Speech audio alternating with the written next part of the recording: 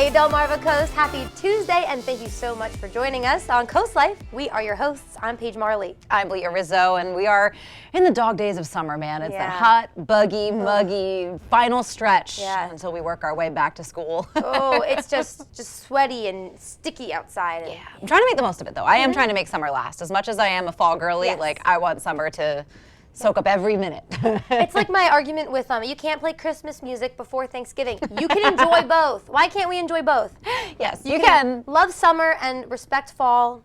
We can do both at the same time. We can do both. But sort of speaking of fall and back to school, I know a lot of parents have probably started their back to school shopping. And maybe for you this was tradition. I know it was for me. The back to school photos that you and your siblings are forced to take. Always. And maybe your matching outfits, maybe not your matching outfits, but y'all got to line up. You got your one good hair day for your first day of school. The only one for probably the rest of the year. Yep. And you're tired and you're cold and your eyes are puffy and you're just like, Mom. Everyone's like. And the bus is running late and your mom's like, smile. But the reason we kind of bring this up is it's a very popular thing that people are posting to social media these days. Everybody has their little back to school chalkboard and what grade they're going in and their name and how old they are and basically a lot of personal information when you think about it. A lot. And I saw someone say something I didn't even think of. A lot of those little like, my first day of first grade has what school and their teacher. That, you know, even like everything, you know, I'm 5'4", my favorite color is green.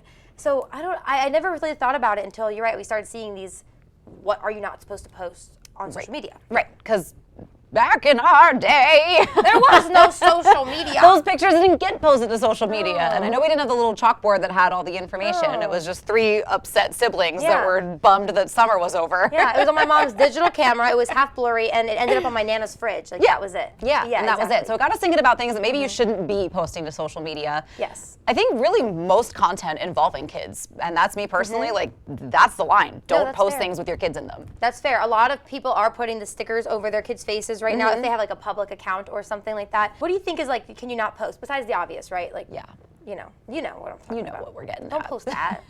Careful. But we've also gone into before like the crying videos about, you know, somebody gave you the wrong order at the drive-thru, which I understand is sad.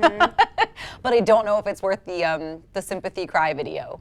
God, I hate those. Or you just gotta be careful how you act in general now, because like you have a bad day on a flight, that's getting posted. Yep. Well, yes, as we know, or if you make up having a bad day on a flight, that gets posted. God, yes. Let us. I want to know your embarrassing stories too. Please let us know if you posted something and like it didn't came go back well. to haunt you. Uh-oh. Uh-oh. Let us know on our socials. Exactly. Right there. You can see them. But as we said, we are kind of getting down to the final stretch of summer, so maybe some folks are taking their last-minute vacations, trying to make the most of what we have left before we jump into the school year and everybody's back to their regular routine. So a lot of people may be trying to squeeze in one final road trip.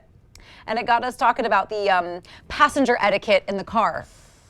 Man. I believe I've heard rumor that this one is a bad backseat driver. I think I'm fine. Should we call in a friend? Hello, fiance. Tell her I'm a good backseat driver. He's probably yelling on the phone right now. He's saying, no, she's the worst. Yeah. I can't help it. They said, backseat driving was definitely high on the list of like worst passenger etiquette. I'm trying to think of what I do wrong. I put my feet on the dash. That may or may not bother me. It just kind of depends. Yeah. I guess. I feel like feet out the window is more bothersome. I do that on too. The dash. I do it when I'm driving sometimes. No. If it's a long road trip, I will stick like 1 foot out the window, like just my toes. You can't even get my foot that high. I'll take my shoes off or something. It's a long drive, your feet get sweaty. I do have a bad habit though of like, if I'll just be sitting down, I'll be on my phone, and then if I think we're not braking fast enough, I'll be like, oh, brake! And he's like, I know. Yeah, I try not to backseat drive too much. Yeah. I feel like usually I'm the DJ. I don't know. I mean, I'm sure somebody else would be more aware of my bad passenger habits than I am. Here's a question then. Who's in charge of the music and who's in charge of the AC when you're in a group all driving together?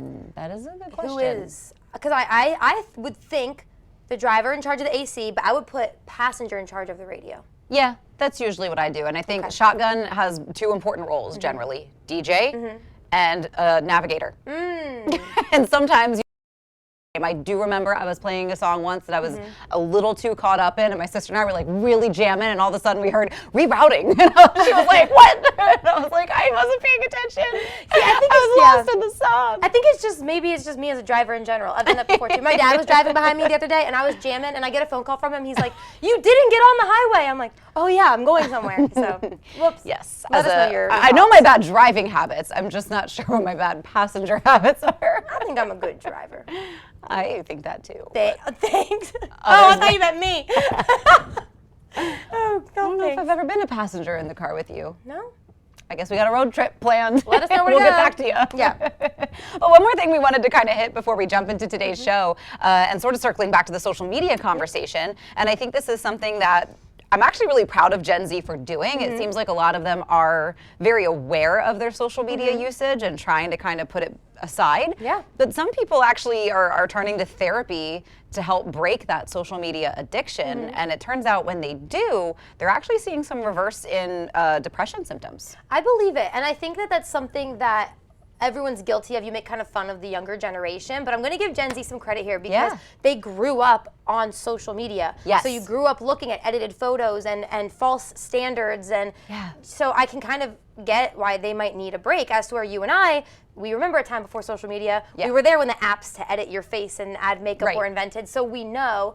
I was talking with a coworker recently who shall remain unnamed, and I was telling him about some influencer that's really popular, and I was like, oh, she got caught, editing her body a lot. And he was like, you can do that? What? Yes, you can. Well, and I think too, like we saw the evolution of like really bad face app editing, and now it's really good. I mean, and now with TikTok, and you have filters that can keep up with movement, it's the getting skinny filter. harder and harder and harder to tell the difference. Yeah. The video skinny filter, everyone looks good. Yeah. That's a scary world out there. So, hey, we are with you. We're not making fun of Gen Z today because that's a real thing. Yes. Yeah. Take care of yourself. Another real thing we have for you is the show we got planned today. Yeah. Yesterday, we sat down with Chef Joe from Del Tech Community College. Today, we're actually letting him cook a meal for us. And of course, it's Tuesday, so we're helping you get home safely today with our friends at Seaside Krav Maga in Lewis. We're talking about what is self-defense and self-protection. And if you're a big fan of eclectic treasures, Buddhas and Beads on Rehoboth Avenue in Rehoboth Beach is the one-stop shop for you. All that and more is coming your way with more Coast Life when we get back. Coast Life is brought to you by BB Healthcare, Coastal Comfort Heating and Air Conditioning, Preston Automotive Group, and Shell Brothers.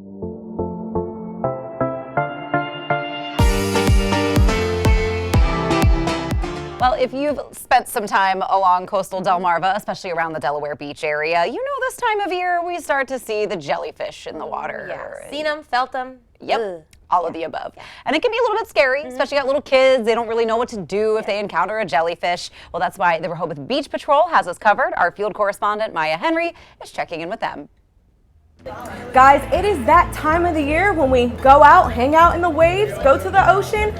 But as we do that, it's really important to look out for something that's swimming in the ocean, which is jellyfish. And today we are with Jeff Giles, Captain Jeff Giles, and he's telling us some things that we might have not known before going into the ocean. So, Jeff, tell us about some jellyfish. What is some important facts that we need to know while in the ocean? Well, here on the Atlantic coast, you get sea nettles, and we also have moon jellyfish. They're sort of like your mosquitoes and bees that we get on land. Same type of thing. They don't mean to sting you. They don't come after you. They go with the currents. And as we get into July and the water starts warming up, we get more of a southern current. So they start to roll in. So some, they have an irritant. Sometimes it bothers people a little worse than others, but it goes away. Okay. It's more of a nuisance. You can spray vinegar and water mix. We do that here at the Beach Patrol. We call it our TLC spray. You sort of know what that means. Tender love and care. Yeah, it is. And we spray that on, and that usually gives some relief over time, but it doesn't last that long. And if it does, go check in at like a nearby clinic, and more likely take some Benadryl, and it usually goes away. But it's more of a nuisance. Okay, but can people prevent it? No, I mean, a jellyfish sting's a jellyfish sting. So as the guards go out every day in the water, sometimes they're like, hey, it's a little worse today than the other days. If it bothers them bad enough, they'll spray themselves with some vinegar and water. So it's not bad. It's not bad. So what are some things that people can look out for when swimming in the ocean? Well, first, I tell everybody, don't swim alone. Swim with someone else. Always swim on a guarded beach. Make sure that there's a lifeguard there. And especially now you're getting in August, we're getting to that point where a lot of the lifeguards going back to college, going back to high school. So make sure that your beach has a lifeguard on it. So we're sort of, we start limiting our size of the beach because we start to lose lifeguards. Lifeguarded beach, swim with a partner. Nice. And if you're not familiar with the rip currents and it's a rough day, stay at ankle deep, knee deep, and enjoy yourself. Okay, and I heard there's like an old myth. So sometimes when people get stung, they used to, you know, urinate on it. Is that still a thing that happens, or are we done with that? I've heard that before, and you can use like a credit card to scrape out the itch. Okay. But the vinegar and water works pretty good. I don't think we have to go to extremes. And again, it's temporary. It won't last that long. Okay. And does it have any after effects when you get stung, or is it just you get stung and you're kind of done with it? To get stung, it's a nuisance. It's going to be around for a little bit, maybe a half an hour, and it will start to go away. Also, get some fresh water, rinse off with some fresh water, and spray some vinegar and water, and things will get better. All right. Is there anything you would like to add while people are enjoying their summer before it concludes? No, just have fun, be careful, swim with a partner, and swim on a guarded beach. All right, guys, you heard it first from Mr. Jeff Giles. Protect yourself this summer and stay away from those jellyfish. Paige and Leah, there's more Coast Life on the way. You're watching Coast Life, and as I'm sure you're aware by now, you know we love a good meal. And one of the community members responsible for inspiring a lot of good meals in the area is Chef Joe with Delaware Technical Community College. How are you? I'm great. How are you? Thanks for having me. Thanks for having us in your kitchen here. So you are in charge of the culinary program that Yes, a lot of students work their way through and then into the culinary world. Yes. Yes. So we've been at this for a couple of years now. I think since here in Dover since 2006. So we graduate an average of 12 to 15 students a year. Nice. And you know, you're the one leading them through this, which means you've got the culinary skills yourself. Yes. So you're going to be making a dish you're letting me help you make a dish today. Correct. What are we making here? So we are going to make a classic shrimp mousse crab cake. I know because we are from the Delmarva region. Yes. It's classic to have a crab cake, but everyone does a crab cake a little bit different, and everyone has their opinion. But this is a recipe I learned when I was at the Hotel DuPont, and I believe it came back from Le Bec Vin and George Perrier many years ago. I'm sure it's not exactly the same, but it's as close as we can get it. So it's basically a shrimp mousse, and we're going to fold in some lump crab meat, and we're going to saute it, and we're going to finish it with a little bit of whole grain mustard sauce to complete it. It's already watering. All right, so where do we start? Okay, so we're going to start by, we're going to add the shrimp into the Roboco, and then we're going to process that. Then we're going to add the seasoning, and we're going to process that. The idea is you're going to make a mousse, so you want to make it smooth and silky. Got it. That's the idea behind it. All right. So,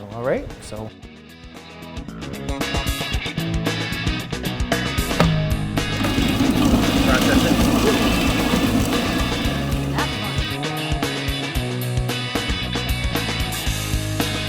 There's the puree, the process. So this is the kitchen. This is where all of their labs are taken care of. Yeah. So they start, then it takes about 2 years to do the program, and they spend the entire 2 years working out of this kitchen. There's 6 major labs, 15 weeks long.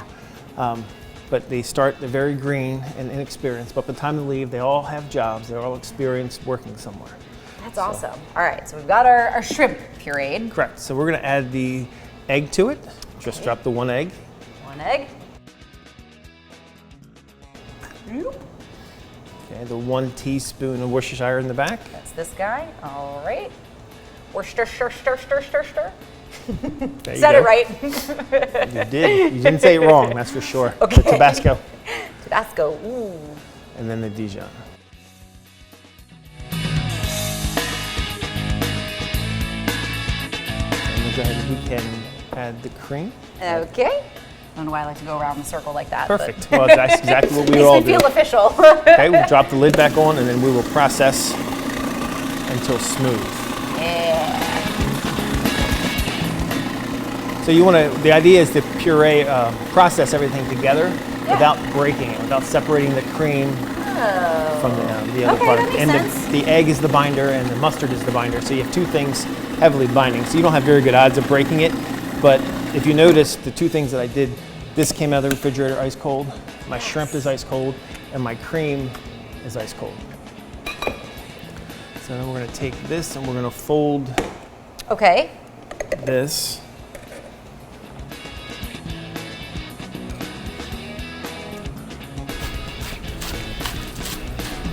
And the things that we teach here is focusing on fresh ingredients. And anytime you're working with fresh ingredients, you know, it takes a little bit more time. You know, it's when you're making a fresh basil pesto, you know, you're either growing the pesto, or you're growing the basil, and then you're making the pesto. Versus in industry, sometimes they buy it to make shortcuts. But Sure. when you're making it fresh, you know exactly what's going in. So you have somebody come in with an allergy or an intolerance. True. It's very easy to say, hey, I can tell you Exactly this has what's in this, and in it. You don't go back and have to search the ingredient list on the bottle of pesto that you bought. That makes sense. So, and then we're going to add some of these scallions. All right. Good fold. Oh, they smell amazing. That's the other difference too, I think, with fresh ingredients, where like sometimes store-bought or things that have been sitting around a while, you don't smell it just No, you don't. like That- just by cutting it. That's fresh. Yes, and that's why you kind Yeah. of hold up. And I like to do things as last minute as possible sometimes. That makes sense. Perfect. So what we're going to do is we're going to go ahead and throw this in the refrigerator for about an hour to let it set. And then we're going to get a saute pan. We're going to saute till brown on both sides. Shoot it in the oven until it comes to 155 degrees. Nice. So we'll let TV Magic handle some of that, but don't go anywhere because we're going to put together more of this crab cake when we get back. Before the break, we were in the process of making a mouth-watering crab cake. We put it in the fridge for our hour, and we're ready to fry, right? Correct. All right, so where do we start? All right, so we have the shrimp mousse crab cake here, Uh-huh. and then we're going to add a little bit of olive oil to the pan, just enough to coat the bottom of the pan. What we're going to do is take I use a ring mold. You don't have to use a ring mold. Smart. So it goes into a nice little ring mold, and then I have a nice blue scoop that fits perfectly into it. Yeah. Oh, that's gorgeous.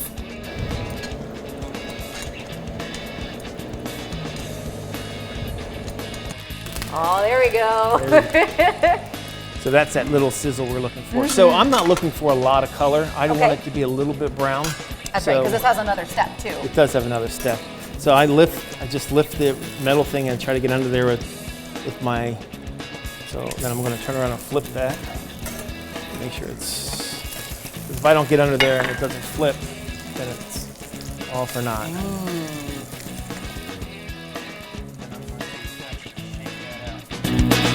The reason I use the ring mold also is because it keeps the height. Sometimes if you don't use the ring mold, and as it gets warm, it kind of starts to flatten. And I like the plate appearance to be a little bit higher with this as well. But we're going to spend another 30 seconds, 45 seconds, and then we're going to go on to a nice sizzle pan, a little bit of oil in it. And then we're going to shoot that right in the oven for about 12 minutes. But this is a mustard sauce, right? This is a whole grain mustard sauce, correct? So, where do we start?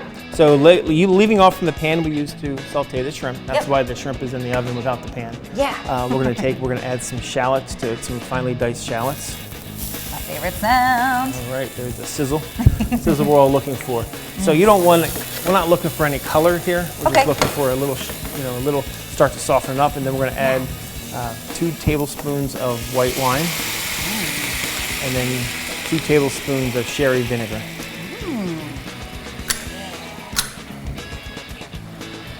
I'm serious. I wish you could smell it through the camera because every ingredient that we've used so far smells so amazing.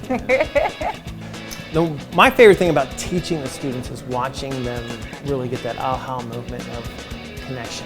Yeah. And sometimes that doesn't happen right away. Sometimes the students are they're in a pass where they don't really know exactly what they want to do. Yeah. But if I can connect them with a chef in the outside world that can really help develop their skills. And every student is a little bit different. Some students need that hands-on. A little more hand-holding. Yes. And some students need to be let go. Yeah. They need to be, and they want that, I'm ready, they think they're ready to be executive chefs coming out. Which is the world that we live in today. Sure. Right? As this is starting to boil, we're going to go ahead and add the cream. Perfect. Delish. Just swirl it around a little bit. Basically all my favorite ingredients are going into this dish so far. We've got a few more things. We're ready to plate pretty much here. So what do we got to do? So, all right, we're ready to plate. So I made a little a roasted corn salad. So I just took the little garlic oil and salt and pepper and a little paprika and chili powder, and I roasted the corn with that, and then it came out of the oven. I took it off the cob, mixed it up with some roasted peppers and a little bit of leek and some parsley, just to make it a nice quick little sweet corn to go with that sweet crab. So we're going to go ahead and plate up. We can grab the crab cake out of it. Here's the towel. It's kind of important. That is important. Yep. All right, set it right here.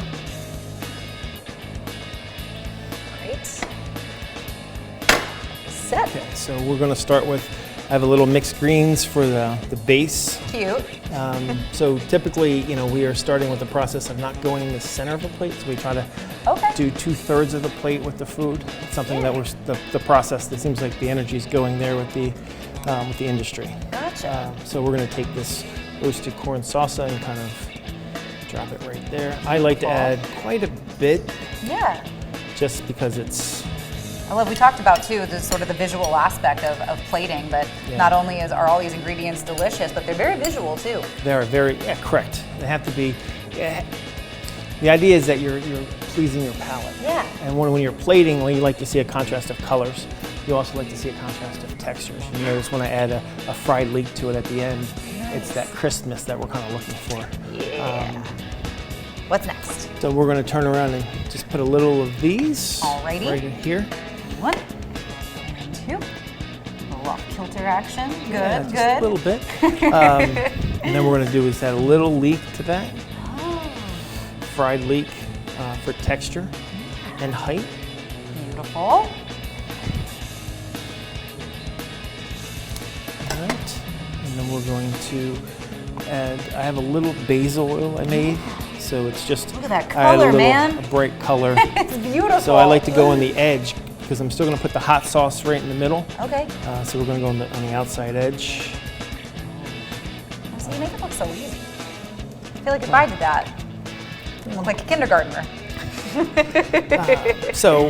then we're going to plop this, and then right before it goes out to the customers, then we hit the hot sauce. And then we're going to take Beautiful. this. I'm just so caught up.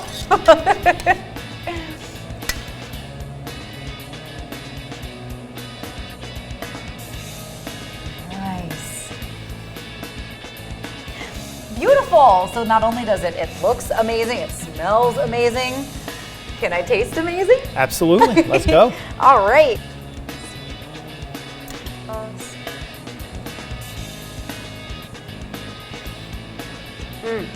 Oh my God. I mean, when you're talking about fresh seafood, all of the flavors from the sauce all play really well together. This oil is amazing. I'm gonna try it with some of the corn too. Oh my gosh. This is so good. I'm having the best day. That is Thank fantastic, you very much. Sarah. Thank you. Thank you. So keep in mind, if you do have a kid who's really interested in culinary arts or they're really kind of taking to cooking, this is a great program for them to explore. Absolutely. Yeah, definitely. Well, there's more amazing meals and amazing things to explore coming your way with more Coast Life, so don't go.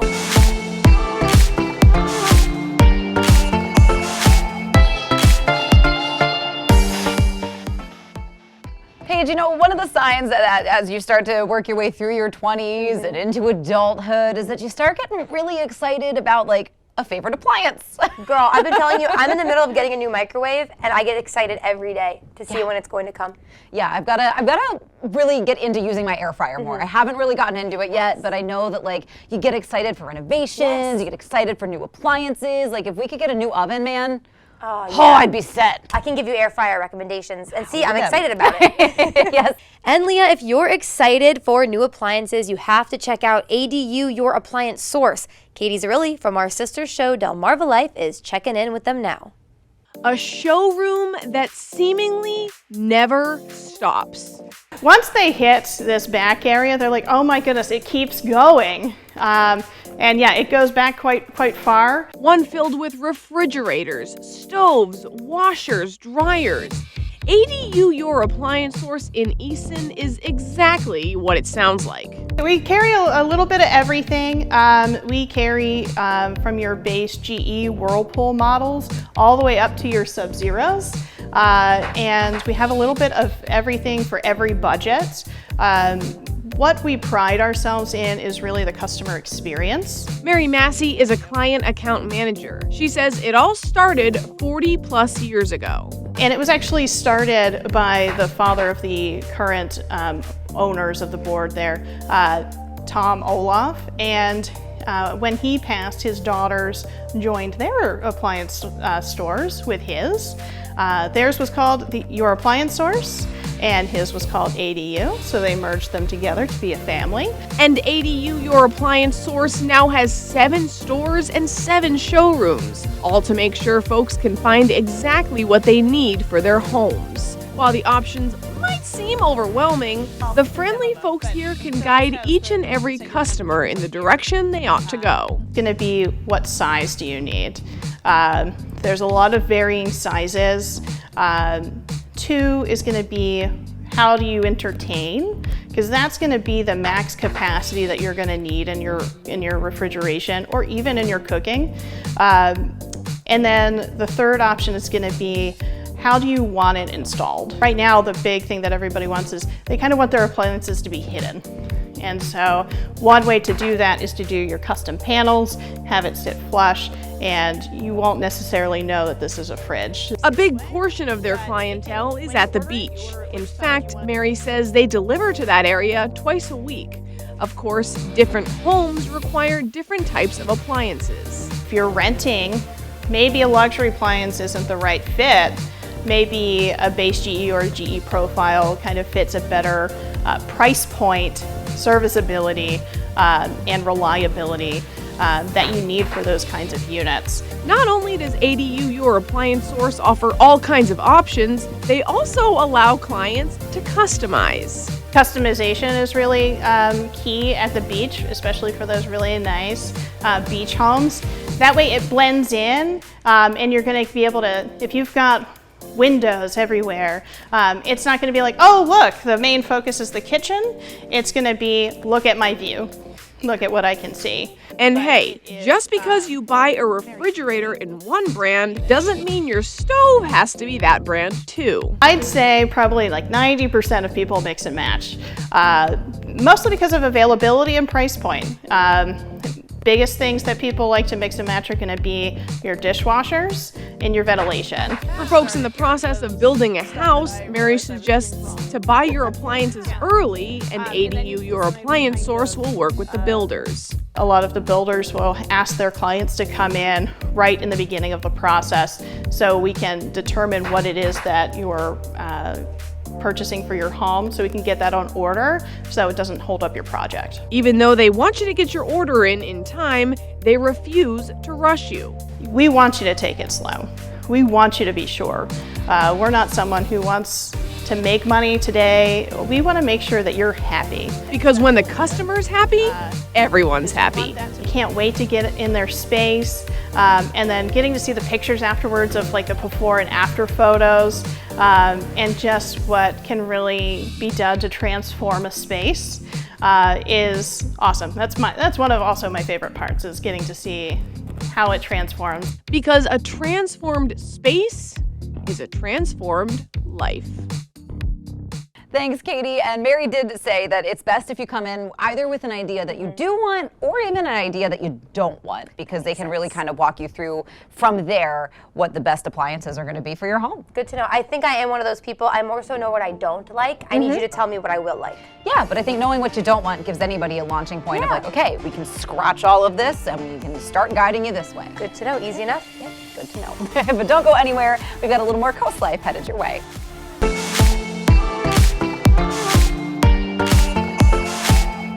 Are you a big fan of eclectic and unique items, whether it's little like statuettes, crystals, rings, all kinds of stuff? Definitely. And we were talking, I haven't gotten super into crystals until my friends did. And now I love to know the meanings behind them. And it's a special thing. Yes, well, one place in Rehoboth Beach, right on Rehoboth Avenue, where you're not even going to get a better price for crystals is Buddhas and Beads. So let's take a look.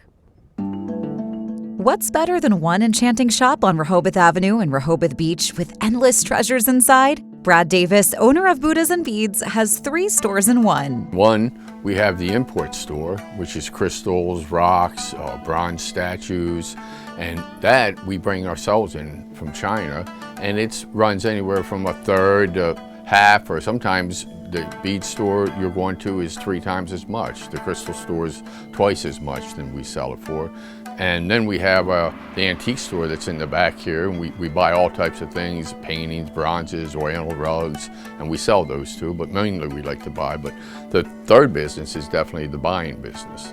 And that's what we have people come in every day, buy us, sell us gold, silver, diamonds, oriental rugs, paintings. Whatever they bring, we buy it. If your grandmom touched it, we want it. The first thing you'll notice before you even get inside Buddhas and Beads are the good vibes of the store that start at the door, which was hand-painted by Brad's sister. The vibe of the store is good because, you know, we empower everything in the store with the heartbeat of the universe, what, you know, people call God energy. It's everywhere here. So when people come in, they can feel that.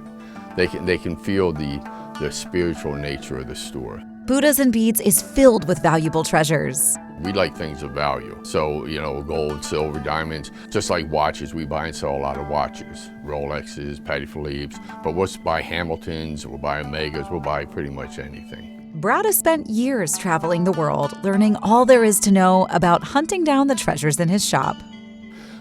Well, in time you learn. You know, the school of hard knocks, if you spend your money on an item, like on a painting, and you say, oh, that turned out to be fake.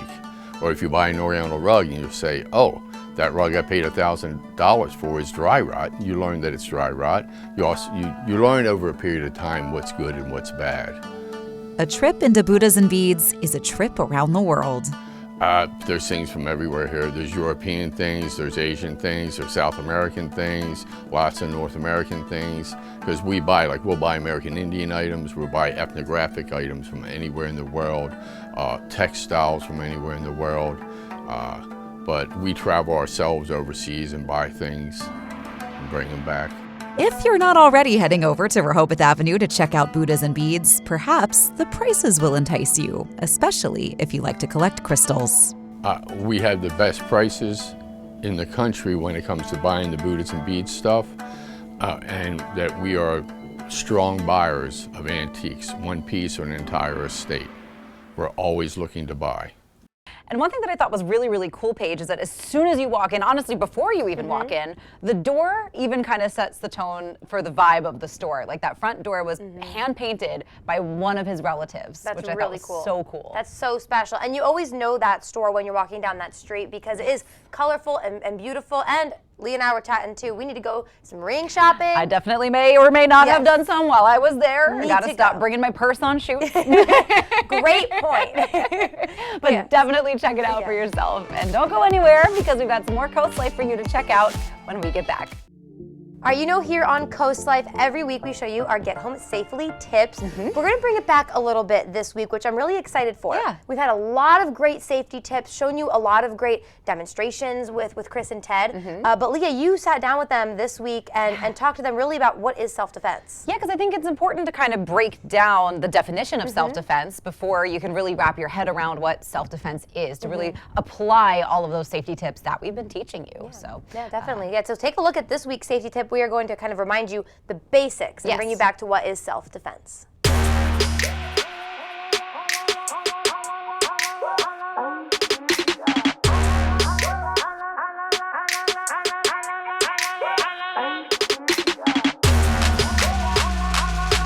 On Coast Life, you know we've been showing you these get home safely tips because that's always what we want you to do is get home safely. So we're here with Ted and Chris from Seaside Krav Maga. As always, you guys are keeping us safe out there, but we haven't really talked about what makes up self-defense. Could you break that down for us? Sure. Self-defense really is awareness. Awareness of your environment outside and awareness of what's happening inside of you if you feel like something's wrong or something's about to happen. Maybe you're uncomfortable feelings with a situation, and we refer to that as like your gut feeling. And you want to listen to those feelings when it comes to awareness. And self-defense is also about options. Yes, you've seen in past weeks us or you guys hitting people using improvised weapons, but what comes first? Maybe honoring your intuition so that you're not in that position. As Ted said, situational awareness. I would like you to avoid the situation. Once it happens, I want you to have the tools, if you need them, to go forward, and training is how you get those, and rehearsing over and over. But self-defense is actually a legal term. It's about protecting yourself, and I'm not a lawyer, but can you justify why you did what you did? Yeah, and the word self-defense, if you think about that, you're already behind if you're trying to defend yourself. So that's why awareness, we think of that as the first step in self-defense or self-protection. Another point, a lot of people think of a tool such as a firearm. There's a lot of people getting their concealed carry permits and things like that nowadays, but they think they're going to rely on that one tool to help them, for protection. And if that tool isn't in your hand or available, or if you haven't trained with it properly, then it's probably not going to help you, and maybe the worst thing, it could be used against you. Yeah, staying alert, and we're going to talk about this at later segments. What are the things you do unconsciously that put you at risk?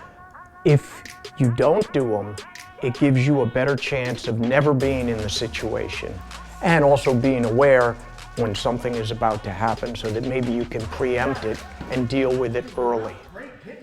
And we have some really great news for all the ladies out there. Yes. An all-women self-defense clinic coming up at Seaside Krav Maga. Please go. If you have any sort of I think I want to get into it, go check it out. Yes, because honestly, as much as we give you these safety tips, the best way to most thoroughly learn them is to do these clinics or to sign up for classes. And I think if you do feel maybe a little intimidated or a little uncomfortable, this all-women self-defense clinic is going to be exactly what you need. You're going to be with other women who are beginners who just want to defend themselves and their families just like you in that safe environment with Chris and Ted. So if you go, let us know. We are so excited for you. And don't forget, August 19th, that all-women's self-defense clinic. You can find more information on that on their Facebook page. Just search Seaside Krav Maga. We'll link it to on our website, coastlife.com. Don't go anywhere. Some more Coast Life's heading your way. This segment of Coast Life was brought to you by Seaside Krav Maga.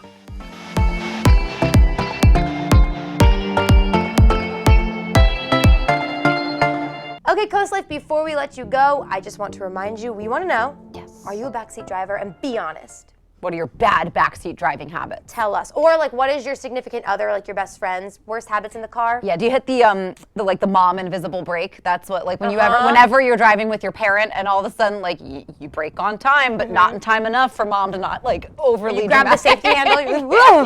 Yeah. And you're like, I'm stopping. Yeah, exactly. Yes, let us know, because I think even if you don't think you're a backseat driver, you probably are. Everyone is a little bit. I understand that I am becoming a little bit more of a backseat direction teller, even though I may or may not have any idea where I am. I do that one too. Yes. I'll be like, oh, are you sure you want to go left here? And they'll be like, yes, I'm from here. And I'm like, carry on. If you want to do something really funny, ladies, when your man is driving somewhere he knows where he's going, direct him, just for fun. And record his reaction for us. Be like, honey, home is this way, and just see what he does. It'll go really well. We love it. We love it. Keep him on his toes. Stay toxic, our friends. Exactly. Oh, man. Well, hey, what do we have coming up the rest of the week? Some more fun. right? We do have lots of fun coming up Yeah. the rest of this week. I know that Hippie Fest is coming to Milford. We're getting a chance to chat with our friends at the Milford Museum about Hippie Fest. And we are hoping to keep you laughing all week. We're going to have our joke jar coming up this week, too. So don't forget, on our website, COASTLIFE.com, send us a joke or email us. Yeah, because we want to read your jokes. Yes, our jokes are getting... They're no good. What's the word? Lame. We're running out. Yes. Send us your favorites. Keep everybody laughing. Yes. But it isn't all that time. Yep.